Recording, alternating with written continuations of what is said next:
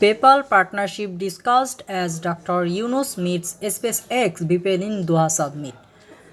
So mainly যে কারণটা হলো তা হলো যে নূর মোহাম্মদ শুধু তিনি নয়, গতকাল থেকে আজ পর্যন্ত প্রচুর পরিমাণ পোস্ট হচ্ছে এই সাবজেক্টটা নিয়ে। তো যে কথাটা হলো তা হলো যে এখানে অনেকটা আশা করা যাচ্ছে যে পেপাল বাংলাদেশে আসার পসিবিলিটি রয়েছে। সো পেপাল নিয়ে আমরা অনেকেই যারা ফ্রিল্যান্সার তাদের জন্য খুবই একটা মানে অসাধারণ একটা খবর এই পেপাল নিয়ে, কজ আমরা বছর বছর ধরে ওয়েট করতেছি জাস্ট এই অ্যাকাউন্টটা নিজের করার জন্য বা নিজের মতো করে ফ্রিল্যান্সার হিসেবে অন্য অন্য দেশ থেকে ফাইন্যান্সিয়াল যেগুলো আছে ওইগুলো নিজে কালেক্ট করার জন্য। নর্মালি আমরা বাইরের কোনো ক্লায়েন্টের থেকে ফাইন্যান্সিয়াল প্রবলেম বা এরকম ধরনের প্রবলেম ফেস করে থাকি টাকা আনে না ব্যাপারে ডলার, কজ আমরা ইজিলিভাবে এগুলো নিজে নিতে পারি না, আমাদের অনেক প্রবলেম ফেস করতে হয়। তো যাই এখানে বলা হয়েছে বিশ্বমানের ইন্টারনেট সেবা আসছে বাংলাদেশে।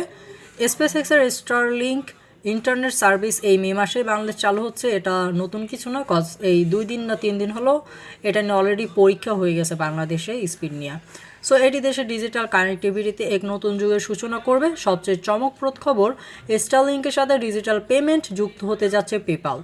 এর ফলে আন্তর্জাতিক লেনদেন ও সাবস্ক্রিপশন হবে আরও সহজ ও নির্ভরযোগ্য। ডক্টর মোহাম্মদ ইউনুস ও SpaceX ভিপিএন লরেন ড্রারের নেতৃত্বে দোহায় অনুষ্ঠিত বৈঠকে এই ঐতিহাসিক পরিকল্পনার চূড়ান্ত রূপরেখা নির্ধারিত হয়।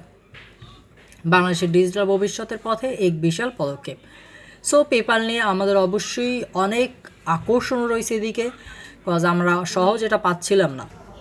বাট জাস্ট আমরা এইটার জন্য ওয়েট করতেছি বলে যে এটার ভালো খারাপ দিকটা আমরা জানবো না, এটা হতে পারে না।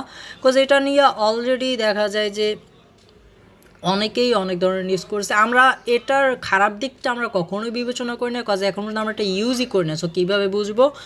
আর সবথেকে যে ব্যাপারটা হলো যে আমরা এটা নিয়ে ইউজ করে দেখে আমরা এটার খারাপ দিক সম্পর্কে কোনো ধারণা নেই। বাট যারা অলরেডি ইউজ করছে বা এটা সম্পর্কে যারা জানে তারা কী বলছে চলুন একটু জেনে নিই। সো এখানে একটা ভাই পোস্ট করছিল আগস্টের 24-এ, যেখানে তিনি বলেন যে যেসব কারণে পেপাল আসাটা সাপোর্ট করে না সেই।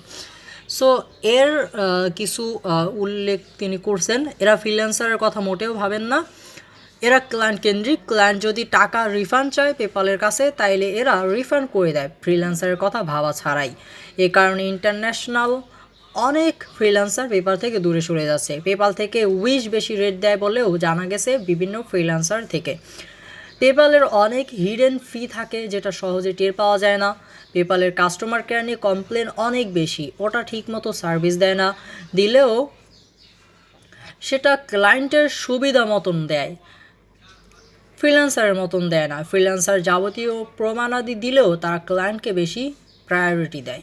সো এইটা সব থেকে বেশি একটা বাজে একটাই বলা যায় পেপালের, যেখানে অ্যাজ আ ডিজাইনার হিসেবে ব্যাপারটা খুবই খারাপ লাগে।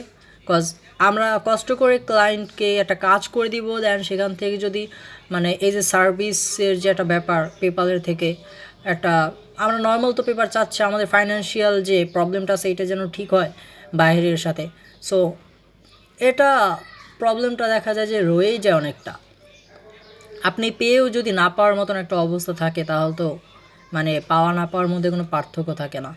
সো ডলার হোল্ড করে রাখে ওরা, ক্লিয়ারলি কোনো কারণ বলা ছাড়া অ্যাকাউন্টে রেস্ট্রিক্টেড করে দেয়। আচ্ছা, ক্লায়েন্ট কোনো আউল ফাউল রিজনেও রিফান্ড চাইলে পেপাল ক্লায়েন্টকে বেশি গুরুত্ব দিয়ে ফ্রিল্যান্সারকে জিজ্ঞেস না করেও রিফান্ড দিয়ে দেয়। এমন সিচুয়েশনেরও অনেক কমপ্লেন পাওয়া গেছে।